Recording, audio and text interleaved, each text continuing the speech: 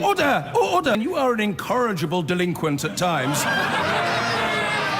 Behave yourself, man! Well, foreign policy, Jeremy Hunt's day job, has been taking up quite a lot of his time, but he's also made quite a smattering of financial promises, hasn't he? He has.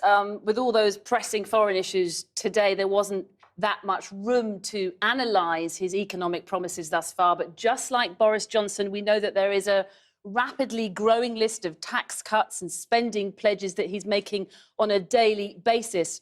But as that list is growing, some people put his list at £65 billion, by the way.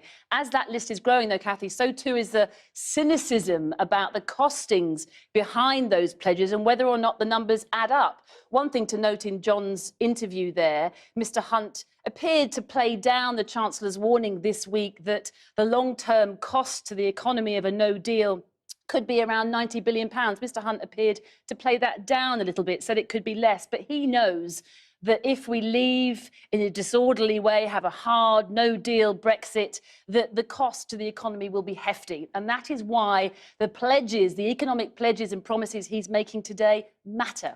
So I went earlier today to his constituency to see what the locals had to say about his promises so far. It's farming, Surrey style, a stately home with well-padded, pasture-fed cows, destined for British plates. But even here, they chew over the perils of a no-deal Brexit. We can't go on with life with this uncertainty and with a no deal. British farming spends its life exporting, and especially into Europe. No deal is really bad news for British farming. I think it would be, yeah. Farmers like Bill know that no deal would likely mean an end to EU subsidies and the imposition of tariffs. That's why Jeremy Hunt, one of the local MPs in this affluent corner of Surrey, is promising a £6 billion lifeline for farming and fisheries if we crash out of the EU. Good to hear. We have no detail on it yet, and we're also pretty sure that's going in a lot of different pies. So it won't necessarily cover the farmer pain? Absolutely right, yeah. Is that the worry? I think that's the concern, the main concern, yeah. Jeremy Hunt's leadership sweeteners are fast stacking up. Along with the £6 billion for farmers and fishermen, there's also £13 billion pledged to cut corporation tax, a promise to raise the threshold for national insurance contributions. That could cost £11 billion or more, £1 billion to reduce interest on student loans, and a future commitment to raise defence spending. Pledges which all up could cost between £40 and £65 billion. Everyone loves the promise of a spending splurge, and even here in this affluent Surrey town, the high street isn't immune from the wider economic challenges. Shops here are shutting just as they are up and down the country. But just like Boris Johnson, Jeremy Hunt is hoping his tax cuts and spending bonanza will appeal to the Tory party voters. But they too can hear the loud chorus of people criticising his financial plans. Not just the opposition, but his own Chancellor too. Philip Hammond has said his £26 billion treasure chest would be soaked up immediately and then some if we leave Europe with no deal, never mind having any cash left over for giveaways. And there's scepticism in Mr Hunt's constituency too.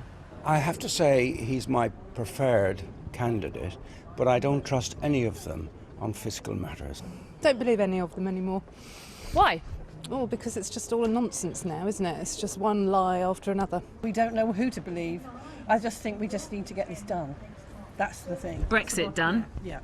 Labour, meanwhile, is enjoying a rare opportunity to accuse the Tories of largesse, particularly another proposed cut in corporation tax. We've not seen the increase in investment that was promised to be a result from corporation tax. Actually, we've just seen the government's coffers getting smaller, and it's incredibly irresponsible for Jeremy Hunt to be making those kinds of pledges, as indeed Boris Johnson has been as well. Hey, morning, morning.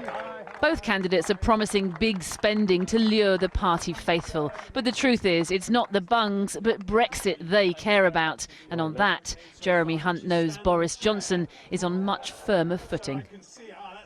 And just to let you know, the other Conservative leadership candidate, Boris Johnson, has also agreed to do an interview with us. We're just waiting for him to set a date. You come and interview me later. I'd love to. Is that an official invite? It is.